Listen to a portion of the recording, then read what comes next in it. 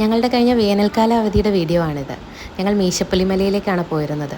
ഈ കാണുന്ന silent Valley football ground എന്ന സ്ഥലത്ത് നിന്നാണ് നമ്മുടെ ട്രക്കിംഗ് സ്റ്റാർട്ട് ചെയ്യുന്നത്. ടൂറിസം ഡിപ്പാർട്ട്മെൻറ്റിൻ്റെ തന്നെ ജീപ്പിലായിരിക്കും നമ്മൾ ഓഫ് റോഡിങ് ചെയ്ത് മീശപ്പുലിമലയിലേക്ക് എത്തിക്കുക. ഈ സ്ഥലത്തൊരു കടയുണ്ട്, അവിടെ നിങ്ങൾക്ക് ലഘുഭക്ഷണം കഴിക്കാവുന്നതാണ്. അതിനാലാണ് ഇതിന് സ്റ്റാർട്ടിംഗ് പോയിൻ്റ് എന്ന് ഞാൻ വിളിച്ചത്. എന്നാൽ നമ്മൾ വന്ന വാഹനമെല്ലാം ടൂറിസം ഡിപ്പാർട്ട്മെൻറ്റിൻ്റെ തന്നെ ഓഫീസിൽ പാർക്ക് ചെയ്ത ശേഷമാണ് അവർ നമ്മളെ ഈ ജീപ്പിൽ കൊണ്ടുപോകുന്നത്. ഈ കാണുന്ന എസ്റ്റേറ്റിലൂടെയാണ് നമ്മുടെ ഓഫ് റോഡിങ് സ്റ്റാർട്ട് ചെയ്യുന്നത്. ഈ കാണുന്ന അത്ര നല്ല റോഡല്ല നമ്മൾ മുന്നോട്ടേക്ക് പോകുമ്പോൾ. ഈ ഓഫ് റോഡിങ് ചെയ്യാൻ നമ്മളെ സഹായിക്കുന്ന ഈ ജീപ്പ് ഉടമ പുള്ളിയുടെ ഗ്രാമമെല്ലാം ഞങ്ങൾക്ക് കാണിച്ചു തരുമായിരുന്നു. നമ്മൾ ഈ വീഡിയോയിൽ കാണുന്ന കൊച്ചു ഗ്രാമത്തിൽ നിന്നാണ് പുള്ളിയുള്ളത്. പഠിച്ചതും വളർന്നതും എല്ലാം ആ ഗ്രാമത്തിലെ സ്കൂളിലും. അതിനുശേഷം ഈ ജോലി തിരഞ്ഞെടുക്കുകയായിരുന്നു. ഇദ്ദേഹം ടൂറിസം ഡിപ്പാർട്ട്മെൻറ്റിന് വേണ്ടി സ്ഥിരമായ യാത്രക്കാരെ മീശപ്പുലിമലയിലേക്ക് എത്തിക്കുന്ന ഒരാളാണ്. നിങ്ങൾ യാത്ര ചെയ്യുകയാണെങ്കിലും ചിലപ്പോൾ നിങ്ങൾക്ക് ഇദ്ദേഹത്തെ കാണാൻ പറ്റുന്നതായിരിക്കും. ഈ കാണുന്ന അതാണ് മുന്നോട്ട് പോകുമ്പോൾ ഉള്ള റോഡിൻ്റെ അവസ്ഥ. ഇതിലും കഠിനമായിരുന്നു കുറേ കൂടി മുന്നിലേക്ക് പോകുമ്പോൾ. മഴയില്ലാത്ത സമയത്താണ് നിങ്ങൾ പോകുന്നതെങ്കിൽ നിങ്ങൾക്ക് ഈ പ്രകൃതിയെല്ലാം നന്നായി ആസ്വദിക്കാൻ സാധിക്കും. ഇങ്ങനെ യാത്ര ചെയ്ത് നമ്മൾ എത്തിപ്പെടുന്നത് ആദ്യം മീശപ്പുലിമല ബേസ് ക്യാമ്പിങ്ങിലാണ്. കൂടുതൽ പേരും ബേസ് ക്യാമ്പാണ് തിരഞ്ഞെടുക്കുന്നതായി കണ്ടിട്ടുള്ളത്. കാരണം അതിൻ്റെ റേറ്റും നമ്മളെപ്പോലുള്ള സാധാരണക്കാർക്ക് അഫോർഡ് ചെയ്യാൻ പറ്റുന്ന റേറ്റ് ആയതുകൊണ്ടാണ്. എന്നാൽ ഞങ്ങളൊരു ഫാമിലി ട്രിപ്പായിരുന്നു പോയിരുന്നത്. ഞങ്ങളുടെ കുഞ്ഞുണ്ടായിരുന്നു, അച്ഛൻ, അമ്മ എല്ലാവരും അടങ്ങുന്ന ഒരു മിശ്രിത ഏജ് ഗ്രൂപ്പിൽപ്പെട്ട ആളുകളായിരുന്നതുകൊണ്ട് ഞങ്ങൾ ബേസ് ക്യാമ്പല്ല തിരഞ്ഞെടുത്തത്. ഇത്തവണ റോഡോ മാറ്റിഷൻ എന്ന് പറയുന്ന ടൂറിസം ഡിപ്പാർട്ട്മെൻറ്റിൻ്റെ തന്നെ മീശപ്പുലിമലയ്ക്ക് വളരെ അടുത്തായുള്ളൊരു സ്റ്റേ ആണ് ഞങ്ങൾ എടുത്തിരുന്നത്. അത് നമ്മൾ സാധാരണ ടൂറിസം ലൊക്കേഷനിലൊക്കെ പോകുമ്പോൾ എടുക്കുന്ന നോർമൽ റൂംസ് തന്നെയാണ്. എന്നാൽ അതിരിക്കുന്ന സ്ഥലം വളരെ മനോഹരമാണ്.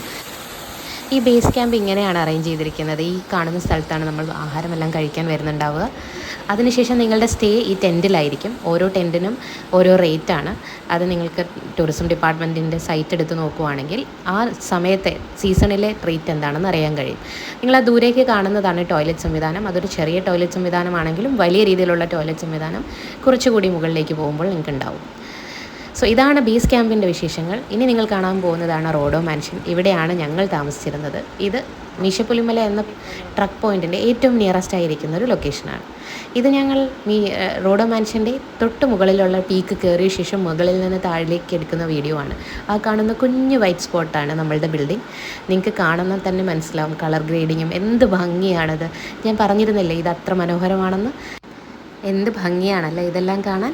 ഇങ്ങനെ കയറി നിങ്ങൾക്ക് ആദ്യത്തെ പീക്കിലെത്താം. ഈ കാണുന്നതാണ് ഏറ്റവും നിയറസ്റ്റ് പീക്ക് എന്ന് വേണമെങ്കിൽ പറയാം. ഇവിടെ എത്താൻ എല്ലാവർക്കും പൊതുവെ കഴിയുന്നതാണ്. പ്രായം ചെന്നവർക്കും ഒക്കെ പതിയെ സമയമെടുത്ത് കയറി ചെല്ലാവുന്ന ഒരു പീക്കാണ്. ഇതുപോലുള്ള 7 or 8 മലകൾ താണ്ടിയാണ് നമ്മൾ മീശപ്പുലിമല എന്ന പോയിന്റിലേക്ക് എത്തുന്നത്. അത് സീ ലെവലിൽ നിന്ന് 8661 അടി മുകളിലാണ്. നിങ്ങൾക്ക് ഊഹിക്കാമല്ലോ. നമ്മുടെ കേരളത്തിൻ്റെ തന്നെ 2ാമത് ഹയസ്റ്റ് പീക്കാണ് നമ്മുടെ മീശപ്പുലിമല. അപ്പോൾ നിങ്ങൾ ആലോചിക്കുന്നുണ്ടാവും അല്ലേ ഏതാ ആദ്യത്തേതെന്ന്.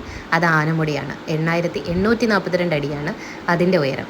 ആനമുടി കയറാൻ സാധിച്ചിട്ടില്ല. എന്നാൽ സെക്കൻഡ് ഹയസ്റ്റ് പീക്കായ മീശപ്പുലിമല കയറിയതിൽ വളരെ സന്തോഷം. നല്ല കഠിനം തന്നെയാണ് ഈ യാത്ര. ശ്വാസതടസ്സം, ആരോഗ്യ പ്രശ്നങ്ങൾ അങ്ങനെയുള്ളവരെ ആരെയും ഈ പീക്ക് കയറാൻ അവർ സജസ്റ്റ് ചെയ്യുന്നില്ല. നിങ്ങളുടെ ഹെൽത്ത് ചെക്കപ്പും നിങ്ങളുടെ ഹെൽത്ത് കണ്ടീഷനും എല്ലാം ബേസ് ക്യാമ്പിൽ നിന്നും ചെക്ക് ചെയ്ത് നിങ്ങൾ ഫിറ്റ് ആണെന്ന് കാണുന്നെങ്കിൽ മാത്രമാണ് നിങ്ങൾക്ക് ഇവിടേക്ക് പോകാനുള്ള അവസരം ലഭിക്കുക. നിങ്ങൾ എൻ്റെ മുന്നിൽ കാണുന്ന ക്ലൗഡ് ബെഡ്സ് കണ്ടില്ലേ? ഇത് കാണാൻ ഇച്ചിരി ഒന്ന് ബുദ്ധിമുട്ടുന്നതിൽ തെറ്റൊന്നുമില്ല. ഇനി ഹയസ്റ്റ് പീക്കായ മീശപ്പുലിമലയിൽ എത്തിയപ്പോഴുള്ള വീഡിയോസ് ഞാൻ എടുക്കാൻ കഴിഞ്ഞിട്ടില്ല. ആസ്വദിക്കുകയായിരുന്നു. അതോടൊപ്പം നല്ല ക്ഷീണവുമായിരുന്നു. ഞാൻ ഈ കാടും മലയും എല്ലാം സ്നേഹിക്കുന്ന ഒരാളാണ്. അതിനാൽ ഈ യാത്ര എനിക്ക് തന്ന സന്തോഷം എത്ര വലുതാണെന്ന് പറഞ്ഞറിയിക്കാനാവില്ല.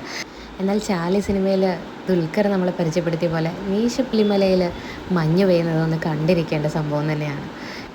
തീർച്ചയായും നിങ്ങളെല്ലാവരും ഒരു വട്ടമെങ്കിലും ഇവിടെ ഒന്ന് പോയി ഈ പ്രകൃതിയെയും നമ്മുടെ ഭൂമി എത്ര സുന്ദരമാണെന്ന് തിരിച്ചറിയാനുള്ളൊരവസരവും വിനിയോഗിക്കണമെന്ന് റിക്വസ്റ്റ് ചെയ്യുന്നു. അടുത്ത വീഡിയോസായി കാണുന്നതുവരെ ബൈ ബൈ. മല്ലു മെറാക്കി.